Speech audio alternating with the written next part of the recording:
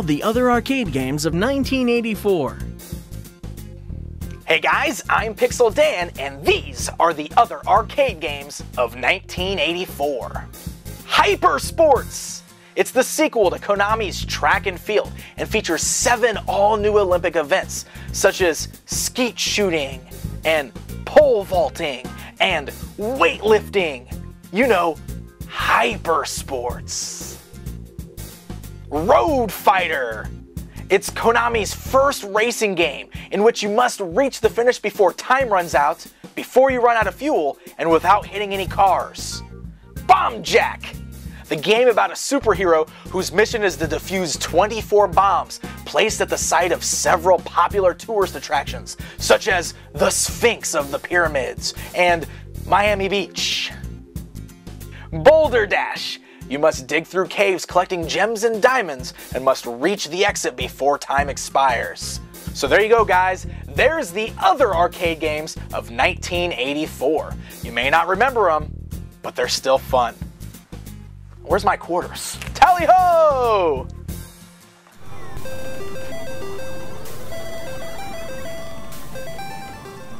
Punch Out! 1984 boxing game released by Nintendo. Everybody knows what Punch-Out is. You're a boxer. In this case, you are a wireframe boxer with no name. Green wireframe. Yes, and you would go against various opponents in the cartoon format. I don't think it's ever supposed to be like a boxing simulation. Yeah, definitely not. This was a really solid arcade game. It had dual screens, and you had the title card up on the top, and you were fighting. Good graphics. 1984. Come on, this is awesome. What they did was kind of ingenious. Since both guys were sort of on the same plane, you would see through your character to see your opponent. Now this arcade game did introduce us to a lot of characters that would become familiar to us later on, such as Glass Joe, Bald Bull, Piston Honda. But each character had their own quirks, own ways to beat them, own styles of fighting. Own levels of racial and cultural stereotypes. Punch-Out is a very racial game. There's a freaking dude named Pizza Pasta in the game. And they had a cool big blue button. Like, it was a special punch button that you build up your meter after punching the guy a lot, and you go like, body blow, then you go like knockout, like hook, like you'd punch him and punch him. And of course, when you play this game, the buttons are so spread out there, you got the whole cabinet to play on, and it's like, here's your controller, here's your punch buttons, and then like your super knockout button is way off to the side. It's kind of weird. It's also notable because it was the first Nintendo game with music composed by Koji Kondo. It looks really nice, so you couple it with the wireframe, and you've got these 2 screens. For the time, that must have stood out incredibly well in an arcade, and I'm sure it generated tons of money just based on the look alone. It started with a game. You're gonna bust the record! But it wasn't just any game. You have been recruited by the Star League to defend the frontier against Zur and the Kodan Armada. So Cloak-and-Dagger and The Last Starfighter. Both movies were released as a double feature in 1984, and both of them had video game elements, which was something really cool. The Last Starfighter was actually directed by Nick Castle. That's right. Michael Myers from Halloween directed The Last Starfighter. I remember The Last Starfighter better as a kid than I remember Star Wars, because I didn't see Star Wars for years, but my parents had Showtime on their cable for some reason, and they used to show The Last Starfighter all the time. The phenomenon kind of started with movies like Tron, where the focus of the movie took place inside of a video game. I mean, this is a fun movie to this day. I mean, it is every freaking gaming nerd's fantasy. You're a 30-year-old teenager on some sort of like ranch somewhere, and there's a video game everyone's gathered around called The Last Starfighter. And he's so good at it. It's like a space shooter game. And it turns out that this arcade game was like a testing ground to find this savior who could go and save this planet that's in the middle of this real war in space. These aliens come down and recruit him to be a starfighter. CGI was actually pretty good. Well, no, it was really good for the day. And even looking back, it's like, okay, it's a little fakey, but for the time, it was really good. And it's, it's just a fun movie. Watch it. Watch it if you haven't seen it. Go watch it now. It was Star Wars-like in the fact that you had sort of this, unassuming young man who lived in rural circumstances. He lived in a trailer park. It's really a great movie. The orchestration, the main theme, which you're going to hear about 20 times during the movie, it's fine. You don't really get sick of it because it's freaking awesome. Now, at the end of the credits of The Last Starfighter, they actually promised a real Last Starfighter video game would be coming soon. But unfortunately, it was never released.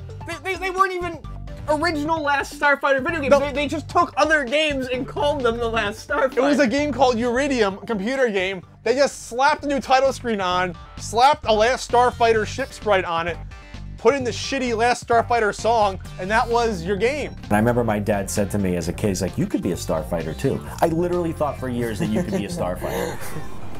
Security sequester shield will be deactivated when we have confirmation of your code transmission. So, Return of the Jedi was a 1984 release that was the follow-up to the original Star Wars arcade game. It went away from the vector-based graphics of the first two games and went with a more traditional sprite-based video game with a number of different level types.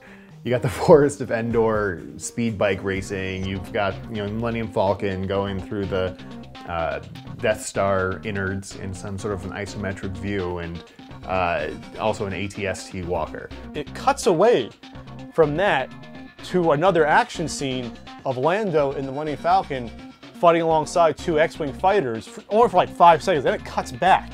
I've never seen that before in a video game, so I was actually trying to emulate the end of the movie. There was actually a fairly decent amount of speech in the game.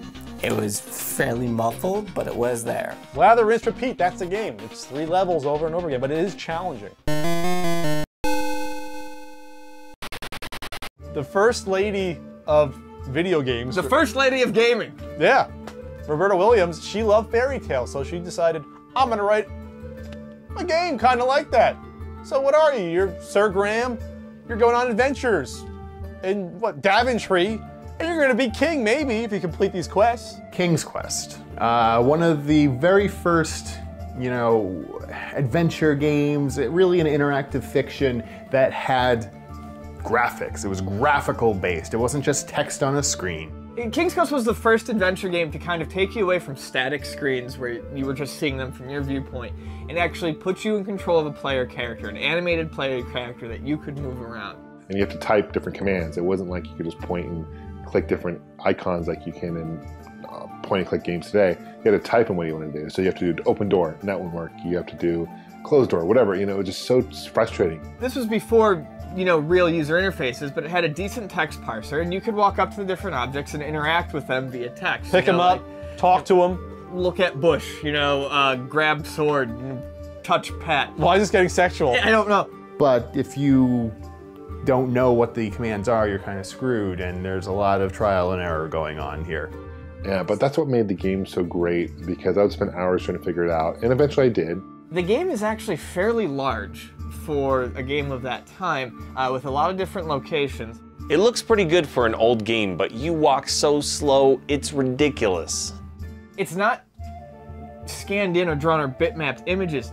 Every freaking screen in that game is drawn with vectors. And if you've ever done any programming, that's nuts. You are basically telling where the line to start and where to stop, and you're drawing a castle and a garden. One of my favorite memories of playing King's Quest is going from screen to screen. So you go one screen to the other, and on the computer I was running on, the Apple II, I had to wait for the colors to fill in. You have to wait a couple of seconds for the color to fill in. It was low on memory. It was less intensive on the memory restrictions than, say, using actual bitmap graphics.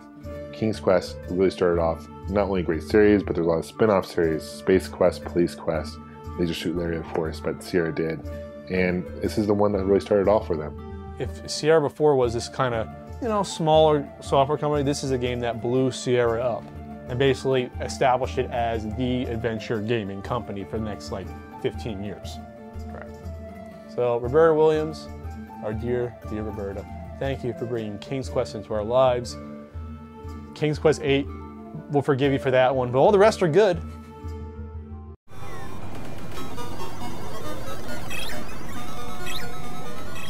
Flicky. Flicky was released by Sega. The game was developed by Yoji Ishii, a member of the Sonic team, all the way through 1999. Flicky was released for the arcades, At around the same time it was released in Japan for their SG-1000 console as well as the MSX. Flicky is actually quite a bit like Mappy, except you're not jumping around on trampolines or opening doors or that kind of thing, but it's this scrolling, looping, platforming thing, and you're actually being chased by cats. The goal is to take your little bird and run around and get her little baby birds and take them to the door before the cats get them. The cool gameplay element about Flicky is that you have to drop off the chicks to like the door, you know, the exit. But once you have a bunch of them behind you, it becomes a lot harder to navigate past the cats because you have a whole trail of them behind, almost like a giant tail of chicks. In fact, some of the elements from Flicky even showed up in many of the Sonic the Hedgehog video games. The characters are very cute, and even though the game is very simple, it's got that, I don't know, signature Sega charm. Time for dinner! Remember how drug abusers were always someone else? How pushers wouldn't dare come into your neighborhood? So DrugWars was released on DOS in 1984. It's a DOS-based game where you assume the role of a drug dealer in New York City. DOS being a program, not a new drug. It was actually a game developed by a high school student for a project on business, economy. The object of the game was you needed to pay off your loan shark. Incredibly simple game. It's a game of buy low, sell high, with a whole lot of luck. Selling drugs in an arbitrage model. You get a loan to buy certain types of drugs. You pick various parts of New York City where you go to sell those drugs. It's kind of like Lemonade Stand, but with lewds. It shows what differentiated computers from arcade games and later on, well, in console games, where everything was kind of regulated for what would be appropriate.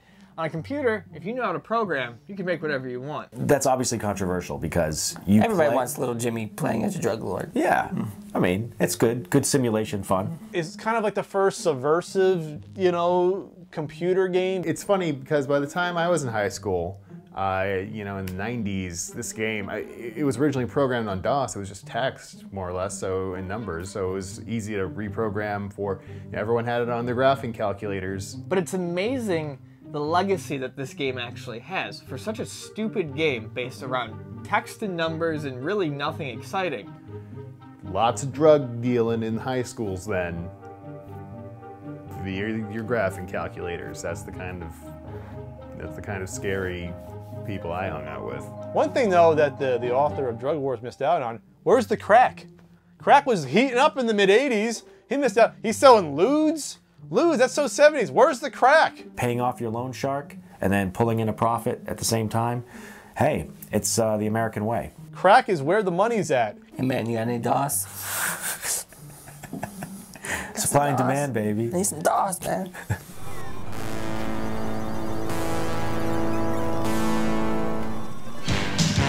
Cobra Command, released by Data East. Cobra Command, or more commonly referred to as Cobra, is the nemesis of G.I. Joe, a real American hero.